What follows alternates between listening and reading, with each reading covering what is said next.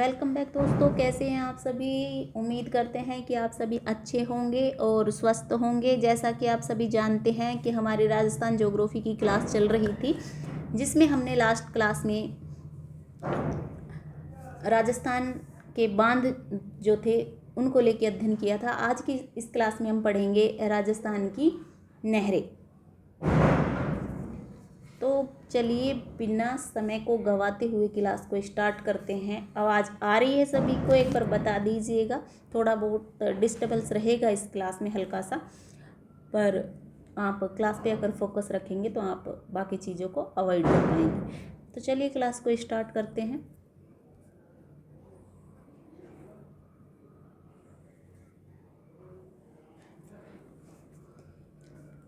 इंदिरा गांधी नहर परियोजना।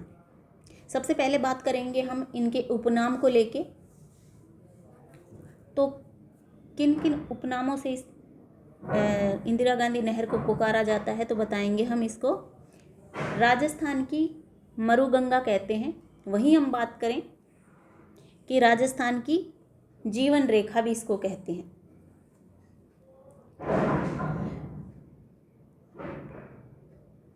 रेगिस्तान की स्वर्ण रेखा भी इंदिरा गांधी नहर को कहा जाता है। और हम बात करें पश्चिमी राजस्थान की जीवन रेखा भी इंदिरा गांधी नहर को कहा जाता है।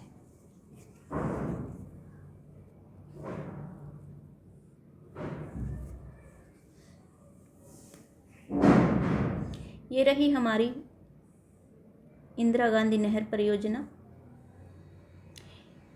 इधर से अगर हम बात करें ऐसे तो ये आ रही है सतलज नदी, और ये हम बात करें तो यहाँ से आ रही है ब्रह्मपुत्र नदी। और यहाँ पे बांध बना हुआ है हरिकेन बैराज बांध, जो कि है फिरोजपुर पंजाब में। उसके बाद हम बात करते हैं हरिकेन बैराज बांध से लेकर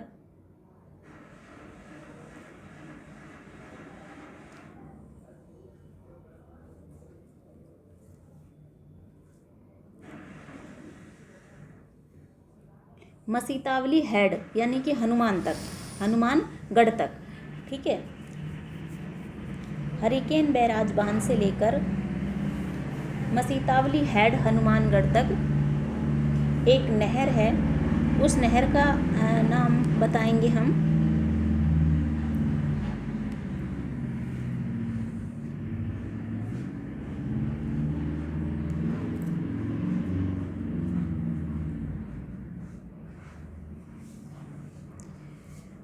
फीडर नहर। क्या होती है फीडर नहर, तो बताएंगे हम। मुख्य नहर तक पानी ले जाने के लिए ये नहर बनाई जाती है।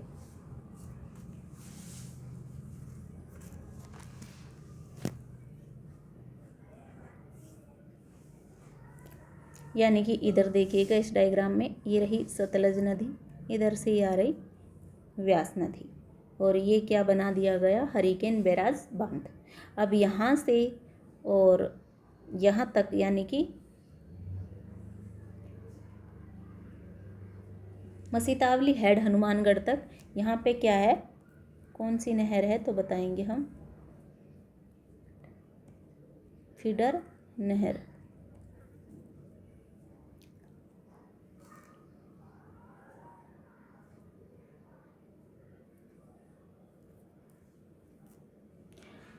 अब हम बात करें मसीतावली हेड से मोहनगढ़, जो कि जैसलमेर में है, वहाँ तक को लेके। तो चलिए पढ़ते हैं आगे। सबसे पहले ये रही हमारी इंदिरा गांधी नहर, और उसका क्या रहा ये उद्गम। तो हरिकेन बैराज बांध फिरोजपुर पंजाब से सतलज व्यास नदी के संगम पर स्थित है। जैसा कि अभी हमने पहले बताया, राजस्थान में प्रवेश कहाँ से कर रही है ये, तो बताएंगे हम खाराखेड़ा टिब्बी हनुमानगढ़ से।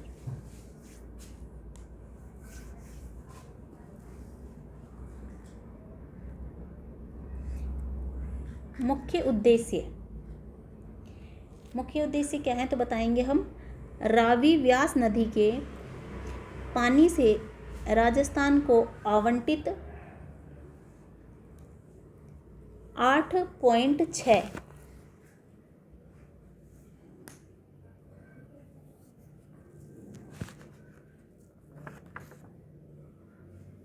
मिलियन एकड़ फीट पानी में से 7.59 मिलियन एकड़ फुट पानी का उपयोग मरुस्थलीय क्षेत्र में पेयजल व सिंचाई सुविधा हेतु उपलब्ध कराना, क्या है इसका, यही मुख्य उद्देश्य है। उसके बाद हम बात करें, यह भारत की सबसे बड़ी मानव निर्मित परियोजना है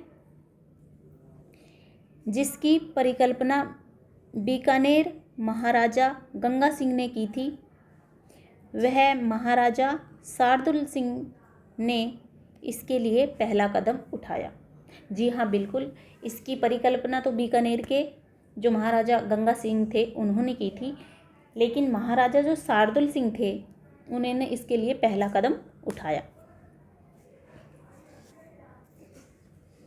इंजीनियर कन्वर सेन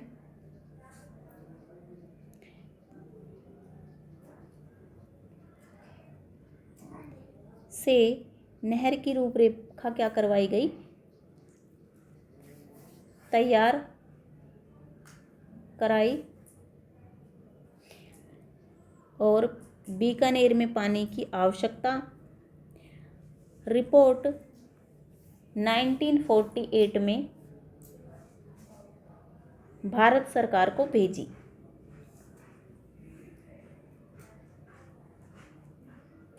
प्रारंभिक नाम क्या था इसका,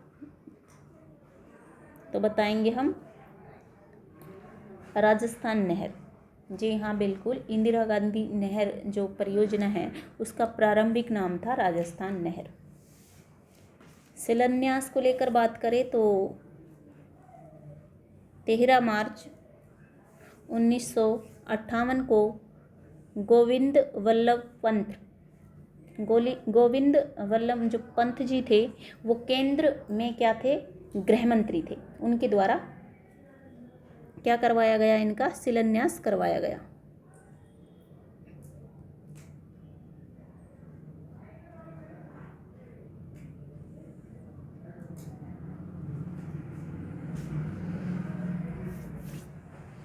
हाँ बिल्कुल, शिलान्यास किसने करवाया और कब करवाया, तो बताएंगे हम गोविंद वल्लभ पंत जी ने 31 मार्च 1958 को करवाया।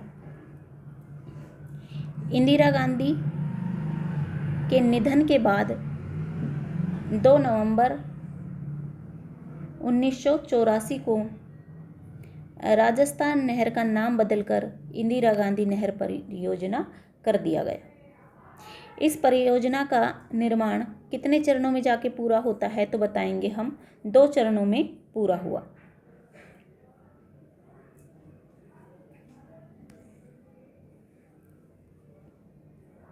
कौन कौन से हैं वो 2 चरण, तो बताएंगे कि प्रथम चरण को लेके बताएं। पहले तो मसीतावली से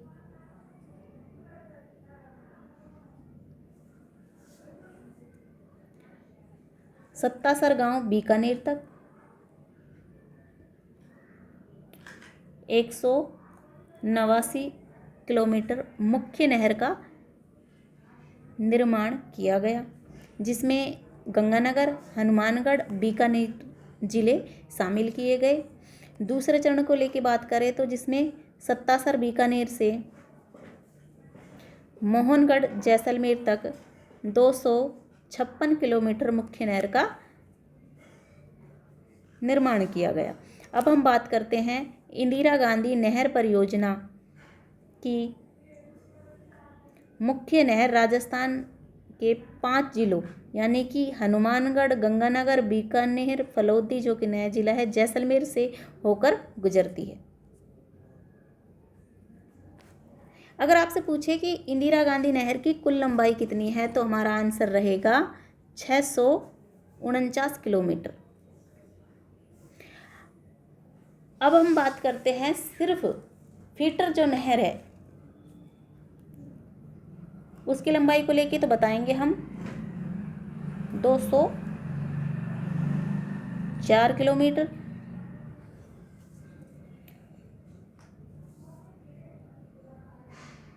मत्सी तावली से मोहनगढ़ तक यानी कि जो मुख्य नहर है अपने राजस्थान की, उसकी लंबाई को लेकर बात करें तो ये आपको जरूर याद रखनी है कि 445 किलोमीटर। इसको थोड़ा ऐसे समझिएगा कि इसकी कुल लंबाई यहाँ से यहाँ तक तो क्या है, जब तो हम बताएंगे 649 km। वहीं हम बात करें, ये रही हमारी फीटर नहर और इसकी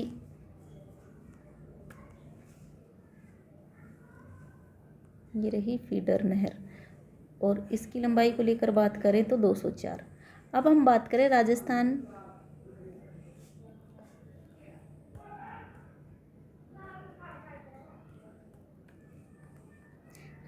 में जो मुख्य नहर बह रही है ये, उसकी लंबाई को लेकर बात करें तो बच कितना गया तो बताएंगे हम 445 किलोमीटर। उम्मीद करते हैं कि यहाँ तक आपको समझ आया होगा।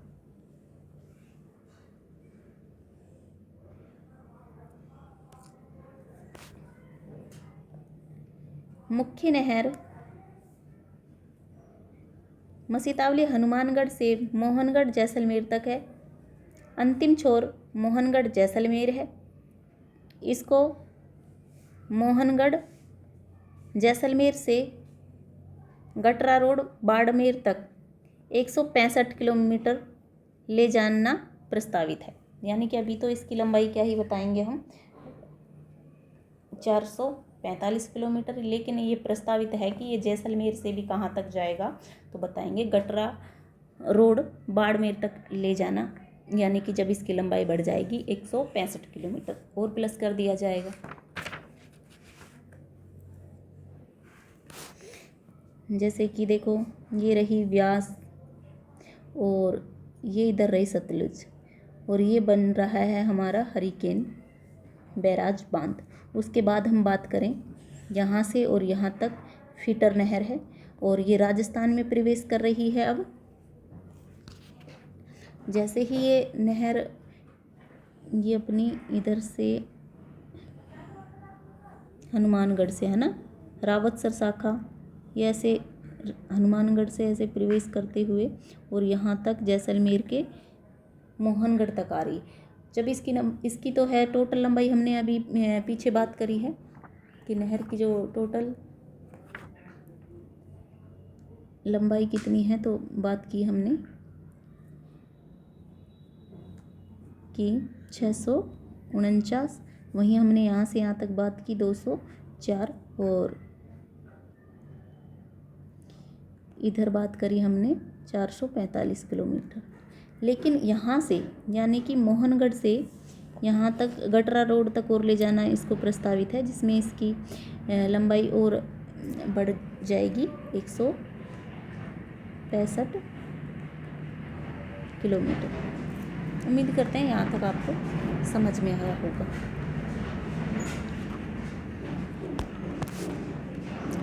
इंदिरा गांधी नहर का संभागीय या फिर मंडलीय मुख्यालय क्या है तो बताएंगे हम जयपुर है। इंदिरा गांधी नहर की 9 शाखाएं हैं, जिसे आप ट्रिक से भी याद रख सकते हैं। राव, सूर, अनूप के पग दबे, चारण शहीद सागर में। इस प्रकार से इनको आप याद रख सकते हैं।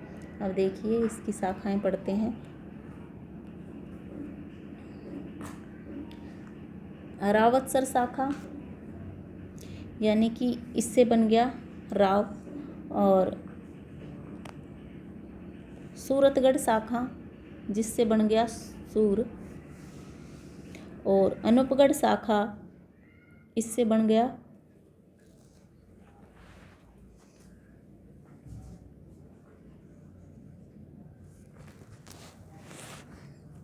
पग, पुंगल शाखा और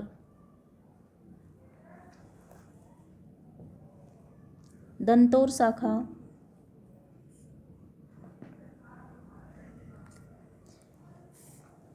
बरसलपुर शाखा। अब आपसे पूछ लेता है काफ़ी बार जिले। तो सबसे पहले आपको याद रखना है कि जो रावतसर शाखा है वो एकमात्र शाखा है जो नहर के दाईं तरफ से निकलती है। कौन सी तरफ से निकल रही है? बाईं तरफ से। और वरना तो ये बाकी की शाखाएं कौन सी तरफ से निकलती है? ये दाईं तरफ से निकलती है। और जो रावतसर शाखा है वो बाईं तरफ से निकल रही है। सूरतगढ़ शाखा जो कि हनुमानगढ़ और गंगानगर में है, अनूपगढ़ शाखा जो कि गंगानगर में है, सबसे लंबी शाखा यही है। और पुंगल शाखा कहाँ पे है? बीकानेर में। दंतौर शाखा बीकानेर में।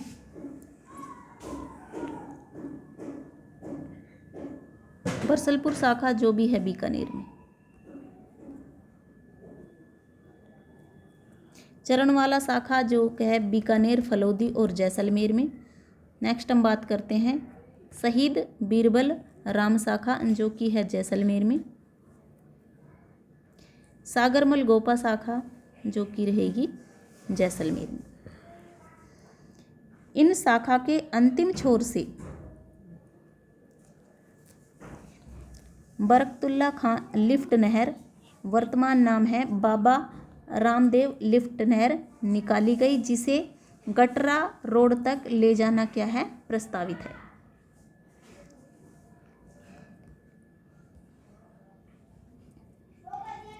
इंदिरा गांधी नहर परियोजना से 12 जिले लाभान्वित हो रहे हैं, जिसमें 6 जिलों को सिंचाई व पेयजल सुविधा जैसे गंगानगर, हनुमानगढ़, चूरू, बीकानेर, फलौदी, जैसलमेर मिलती है। जबकि 6 जिलों जिसमें हम बात करते हैं नागौर, जोधपुर, बाड़मेर, बालोतरा, झुंझुनू, सीकर को पेयजल सुविधा मिलती है।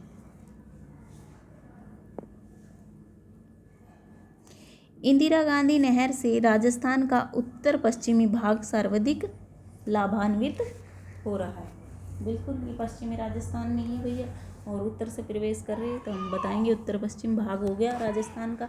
इंदिरा गांधी नहर के दाएं तरफ का इलाका नहर के तल से ऊंचा होने के कारण सिंचाई के लिए 7 लिफ्ट नहरों का निर्माण किया गया है। किसको कहते हैं लिफ्ट नहर? तो जैसे कि ये इधर से ये जल जा रहा है तो इस जल को क्या करना? ऊपर उठाकर लिफ्ट के माध्यम से ऊपर उठाना क्या कहलाता है? लिफ्ट कहलाता है। इस प्रकार की क्या है? 7 लिफ्ट नहरें हैं। किस प्रकार से हैं उस नहरें? इस प्रकार से आप उनको देख सकते हैं।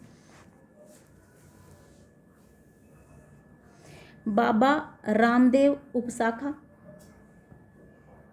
जयनारायण व्यास लिफ्ट नहर, गुरु जम्मेश्वर लिफ्ट नहर, डॉक्टर करणी सिंह लिफ्ट नहर, वीर तेजाजी लिफ्ट नहर जो कि सबसे छोटी है, पन्नालाल बारूपाल लिफ्ट नहर, कंवरसैन लिफ्ट नहर जो कि सबसे लंबी है, और बीकानेर की जीवन रेखा भी इसको कहा जाता है। चौधरी कुंबा राम आर्य लिफ्ट नहर,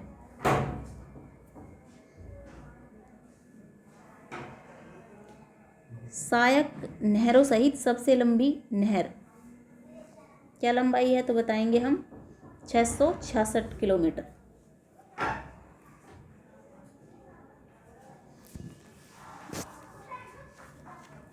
देखिए अगर अभी तक जैसे हमने ये नहर पढ़ी, हम इंदिरा गांधी नहर पढ़ रहे हैं और इसके बारे में जितना भी अभी पढ़ा वो इतना इम्पोर्टेंट नहीं है जितना कि अब हम पढ़ने जा रहे हैं ये है।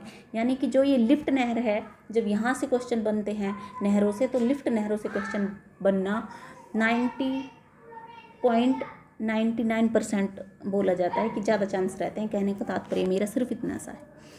तो हम बात करेंगे चौधरी कुंभाराव आर्य लिफ्ट नहर।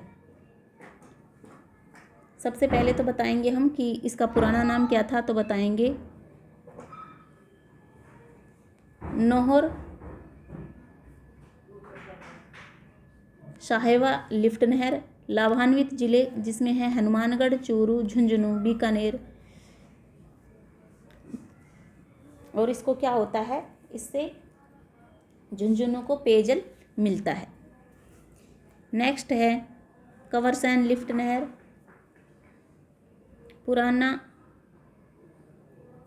पुराना नाम क्या है इसका, तो बताएंगे हम बीकानेर लूणकरणसर लिफ्ट नहर। लाभान्वित जिले गंगानगर और बीकानेर। सबसे पहले निर्मित लिफ्ट नहर व सबसे लंबी लिफ्ट नहर है ये। तीसरी लिफ्ट नहर आ गई हमारी पन्नालाल बारूपाल लिफ्ट नहर। पुराना नाम क्या रहेगा, तो बताएंगे हम गजनेर लिफ्ट नहर। लाभान्वित जिले को लेकर अगर पूछे तो बताएंगे हम बीकानेर और नागौर। नागौर को केवल क्या करती है, पेयजल सुविधा मिलती है यहाँ से। नेक्स्ट चौथी लिफ्ट नहर रहेगी हमारी वीर तेजाजी लिफ्ट नहर। पुराने नाम को लेकर पूछे तो बताएंगे हम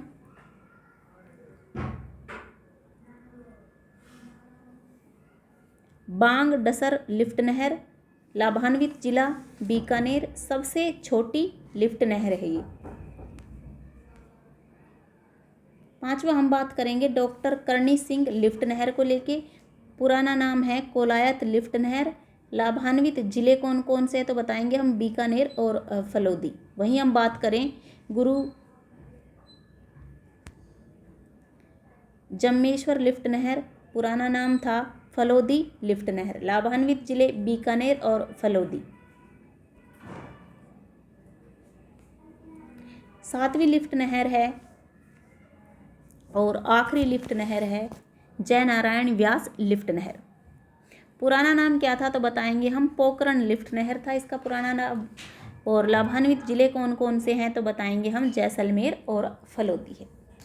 इंदिरा गांधी नहर के पूर्ण होने पर राजस्थान के लगभग 19.65 लाख हेक्टेयर में सिंचाई का लाभ होगा।